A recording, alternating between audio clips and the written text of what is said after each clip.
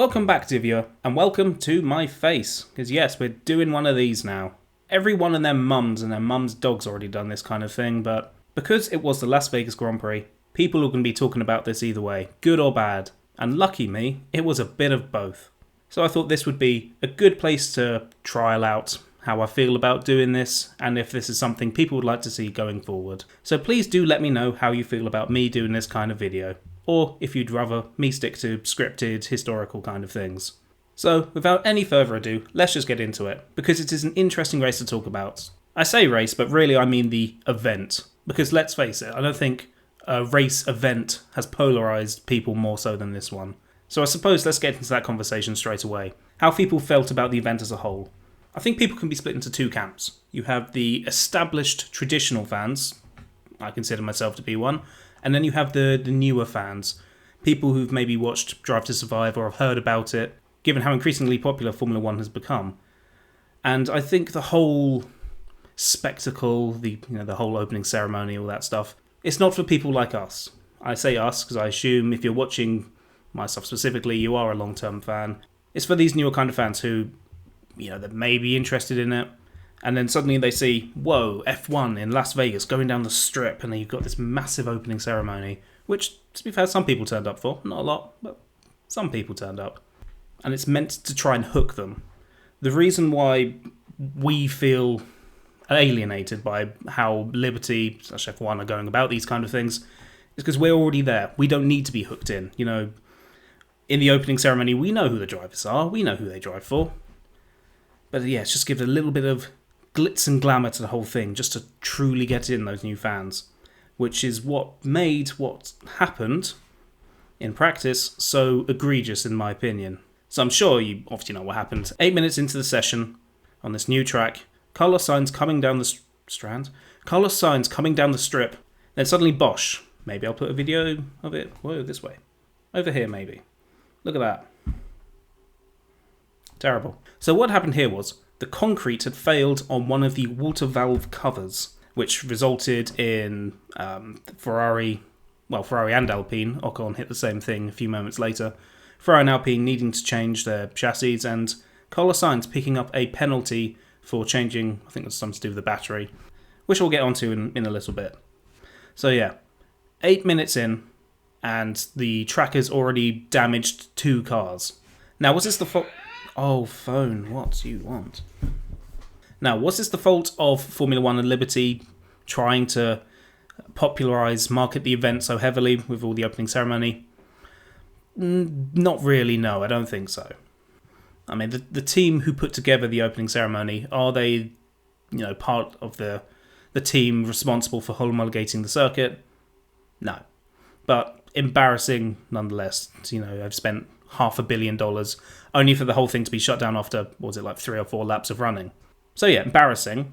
Not the end of the world by any means, but what came after was the truly damaging, in my opinion.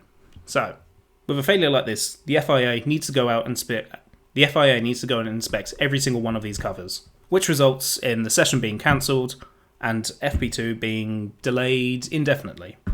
In the end, Practice 2 wouldn't start until 2:30 in the morning and would run until 4 a.m, which resulted in the fans essentially being chucked out of the grandstands because it was the stewards they couldn't continue working in the grandstands. They'd only been, they had to go home.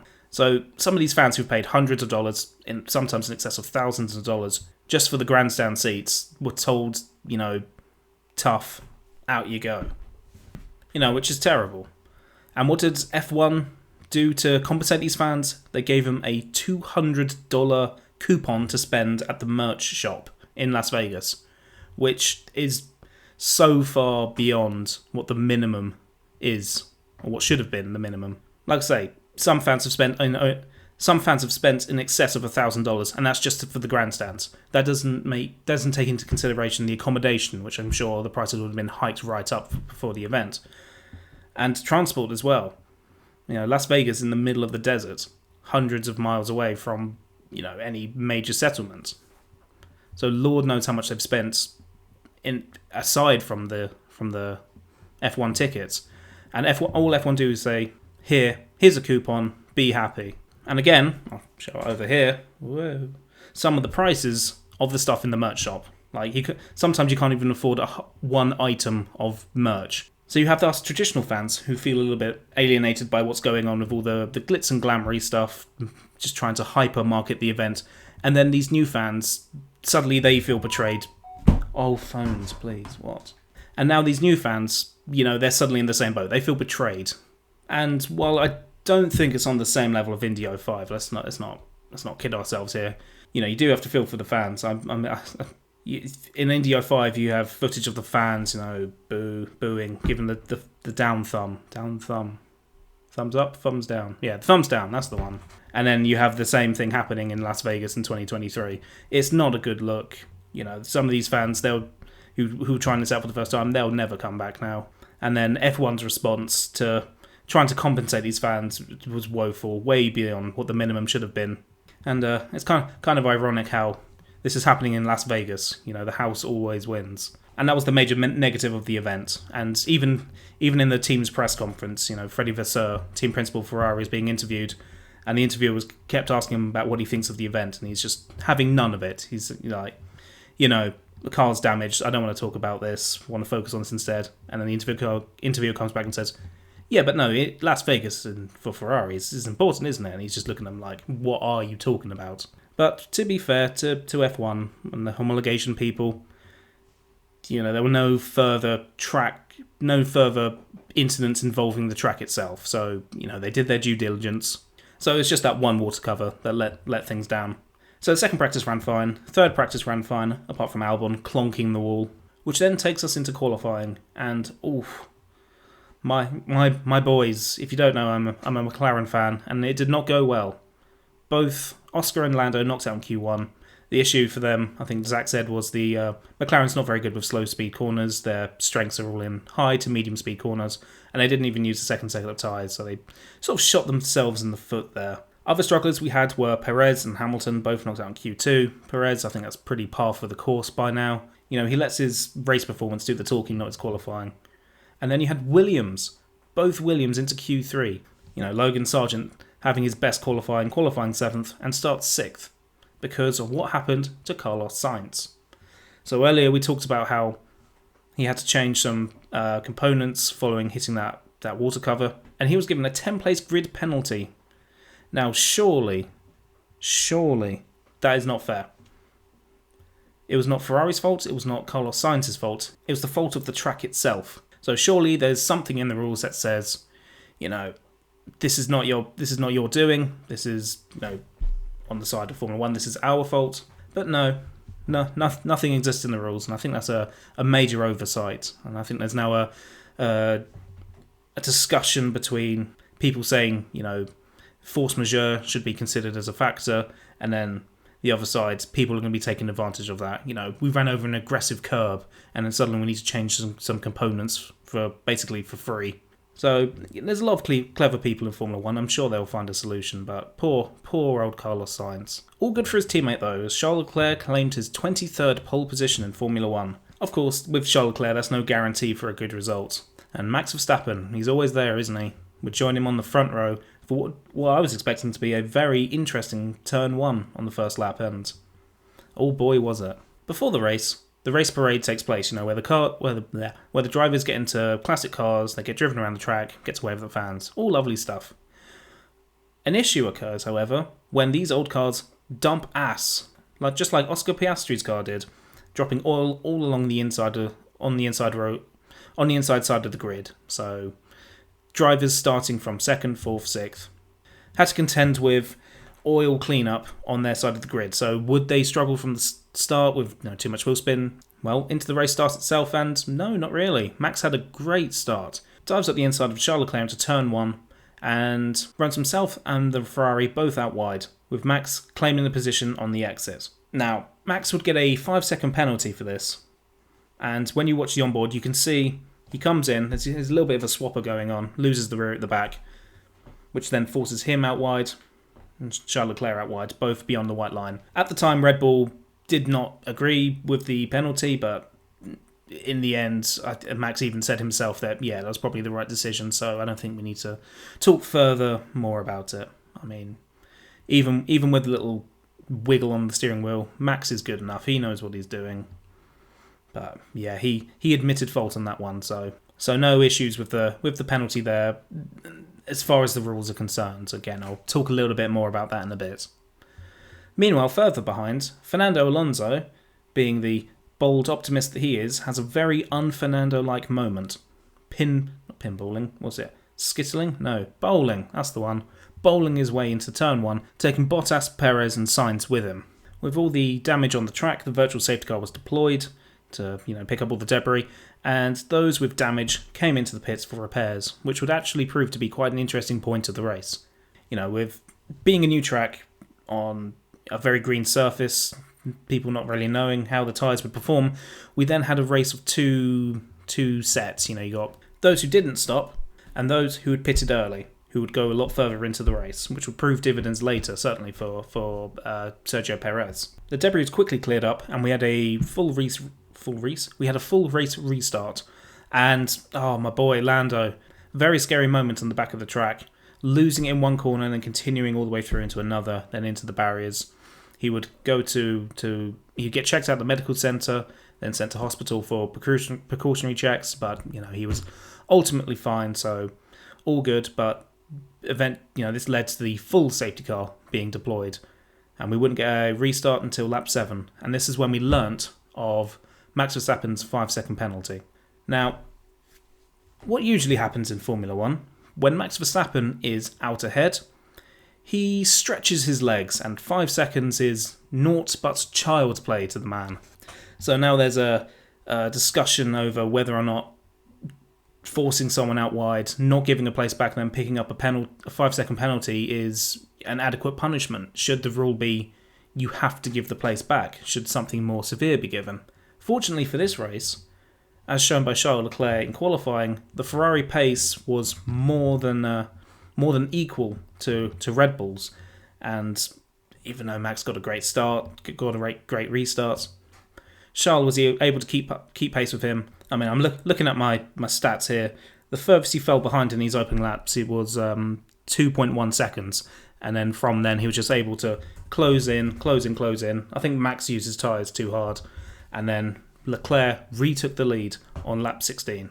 Meanwhile, further back in the pack, I mean, I haven't detailed every single battle, but there was so much happening. There was never sort of a lull in the action. There was always overtakes happening, and I think that sort of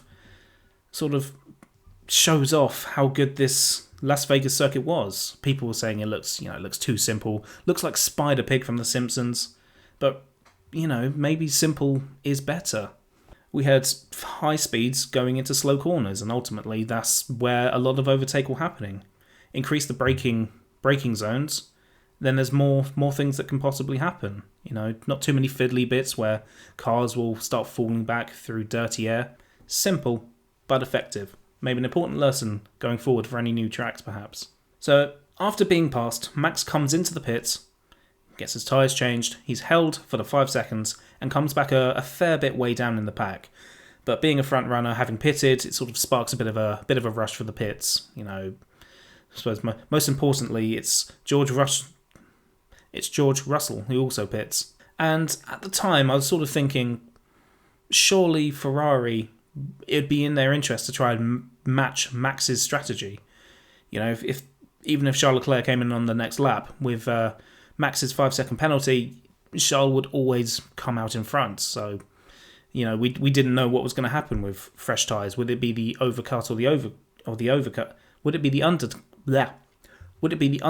or the overcut that would prove to be superior? So I thought maybe it would be safer for Ferrari just to, just match whatever Max does. You'll finish ahead no matter what. But the Ferrari had good pace going those laps extra, and Max being caught up in traffic cost him quite a bit of time. So eventually, when Leclerc pitted on lap 21, he came out in 3rd place while Max was down in 7th, but still pretty tight in the field. Then on lap 25, we have the event which somewhat determined how the race would go. Max Verstappen, who had already made a pretty good overtake earlier in the race, tried to overtake George Russell, dives up the inside, and then Russell, half asleep, closes the door. I don't think he really even knew he was there. Closes the door on him, damaging Max's car, losing one of the end plates on the front wing, leading to a second safety car.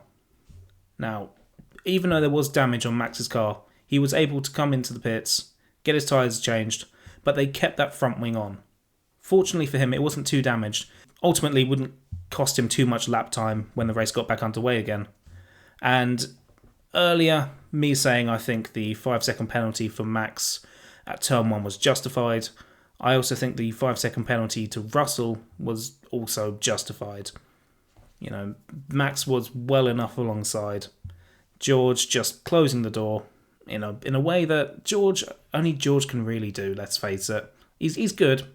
Don't get me wrong, he's good, but racecraft, not all there, I'd argue. Not at the moment, anyway. So we've got Max coming into the pits, new tyres. Sergio Perez also pits. Now, he was in the lead at this point, after others had made their stops. And remember, he was part of the group who made their stops under the virtual safety car and first safety car. So this was sort of his first proper race stop. So he would have gained, 10 seconds or so, making a safety car pit stop against a green flag pit stop, and then obviously the field bunches up.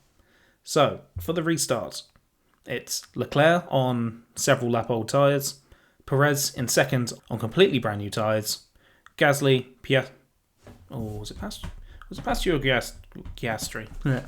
Was it Piastri or Gasly? Yeah, Piastri third, Gasly fourth, and then Max in fifth place, again on completely fresh tyres. Piastri staying out when he needed to make a stop anyway to change compounds, and then didn't, sort of doesn't really make much sense to me. I mean, when he did eventually make his pit stop, what was he? 11th, and before the rounds of pit stops he was 9th, so didn't really work out for McLaren, but you know, you got to try these things sometimes. You're in Vegas, so you got to do the gamble, I suppose. Anyway, on the restart, Charles Leclerc makes a fantastic restart. I think he gained 1.5 seconds in the first sector, but then there was sort of the hit of reality. By the end of the lap, Perez was only half a second behind. Clearly, Ferrari not making that second stop for Leclerc under the safety car would cost him dearly, as the advantage Ferrari did have was then lost, as Red Bull, fresh tyres, way faster now. On lap 32, Perez passes Leclerc, even sort of catching everyone out by surprise. He seems so far back. And then Verstappen would come along, passes Leclerc, passes Perez in consecutive laps, and then surely that's game over. But no, just as we saw in the first stint, it seemed that Red Bull was eating its tyres up quicker than the Ferrari would. So Leclerc was able to maintain pace, and we had a 3-car battle for the win. At no point did it really seem too clear who was going to win. You know, the whole Max Verstappen stretching his legs, running off in the distance, just was not happening in this race. And then lap 43, truly it seemed like game over. Leclerc locks up, runs wide, allows Perez through, drops out of DRS, and then yes, from that point we know Max Verstappen is going to win the race. But all fair play to Charles Leclerc. He's a boy who does not give up. I mean, he's stuck around with Ferrari long enough, hasn't he? Charles would close in lap after lap until the final lap and just send in a mega move to claim second place. And what a great way to finish the race, I think. So, at the end, Max Verstappen wins, Charles Leclerc second, Sergio Perez third. And in my opinion, we experienced the race of the season. You know, I think there were 7 changes of lead throughout the race. There was loads of stuff happening in the midfield. We had 2 safety car restarts. Yeah, really, really thoroughly enjoyed that one. It sort of makes me a bit sad that, you know, some people in the comment, like on Twitter, X, were still saying how the race was not interesting, which I think that's sad. You know, people have got genuine criticisms about how the events took place and how the fans were treated after the first practice. If you can't compliment something when it's good, then, you know, if you're just going to naysay everything, it sort of takes away the legitimacy of some of your negative comments. In my very humble opinion. So I think, you know, you got to criticize, you know, rightly criticize the event, but you got to celebrate how good the race was at the same time. With that, second and third is now locked in. Max Verstappen's champion. Sergio Perez will finish runner-up. Lewis Hamilton will finish in third place in the championship. And am I looking forward to the race for next year? Or next 3 years? Or possibly 10 years, depending on how things go? Absolutely. I mean, hopefully Liberty/F1 will learn some crucial lessons from how the race has gone, how the event has gone.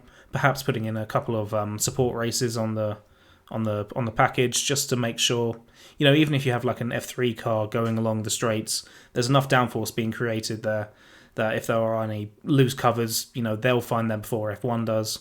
Maybe they'll change some of the times of the sessions, so it's not so harsh on people, not people spectating, but people actually working on the track, not on the track, but around the track. And if things do go wrong again, hopefully they'll have the respect to actually treat the fans properly this time. But who knows? It's F1 at the end of the day. Not known for their best decision, not known for keeping fans too happy, because it's all about that money. And that's kind of all I really want to say in this first little trial of mine. F1, they need to prioritise fans, whether they're new or old, or else they're just going to annoy everyone. And then this golden opportunity of suddenly being so popular from the Netflix show, you don't want to lose that. And ultimately, for us established fans who just wanted to see a good race, did we get it? We did. So thoroughly looking forward to seeing more races around this circuit. And I think that will do it for me for now. So yes, if you've got to the end, well done you. What a slog, eh? If this is something you'd like to see more of, please do let me know. Would you like this presented in a different way? Whatever your thoughts, just do let me know. And yeah, that'll do us, I think. Subscribe and like, all that nonsense. Cool. Catch you all later.